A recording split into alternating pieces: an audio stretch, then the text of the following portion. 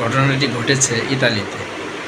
৪৮ বছর বয়সী একজন মানুষ স্ত্রীর সঙ্গে সামান্য ঝগড়ার পর একটু হাঁটতে বের হয়েছিলেন। ঠিক যেমন আমরা অনেকেই বলি একটু হেঁটে আসি, কিন্তু এই হাঁটা থামে প্রায় ৪৫০ কিলোমিটার পরে। তিনি হাঁটেন দিনের পর দিন, রাতের পর রাত, প্রায় প্রতিদিন ৬০ কিলোমিটার করে। রাস্তায় মানুষ তাকে দেখে খাবার দেয়, পানি দেয়, কেউ খুব বেশি কিছু জানতে চায় না। অবশেষে পুলিশের চোখে পড়ে যান তিনি। পুলিশ জিজ্ঞেস করলো, আপনি এখানে এত রাতে একা হাঁটছেন কেন? লোকটি খুব স্বাভাবিকভাবে উত্তর দিলেন, স্ত্রীর সঙ্গে ঝগড়া হয়েছিল, তাই একটু হাঁটতে বের হয়েছিলাম। পুলিশ হালকা ধাক্কা খেলেও লোকটির গল্প শুনে মুগ্ধ হয়ে গেল। তারা তার স্ত্রীকে খবর দেয়।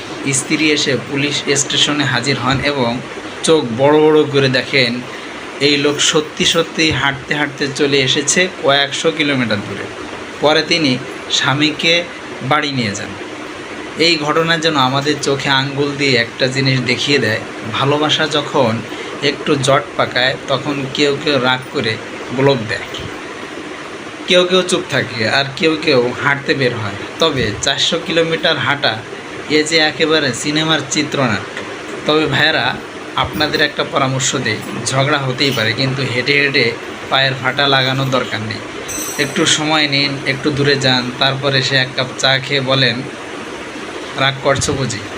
দেখবেন ৪০০ কিলোমিটার হাঁটার দরকার হবে না।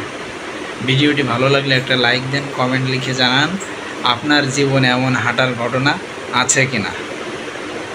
আর চ্যানেলটি অবশ্যই সাবস্ক্রাইব করবেন। ধন্যবাদ। আসসালামু আলাইকুম।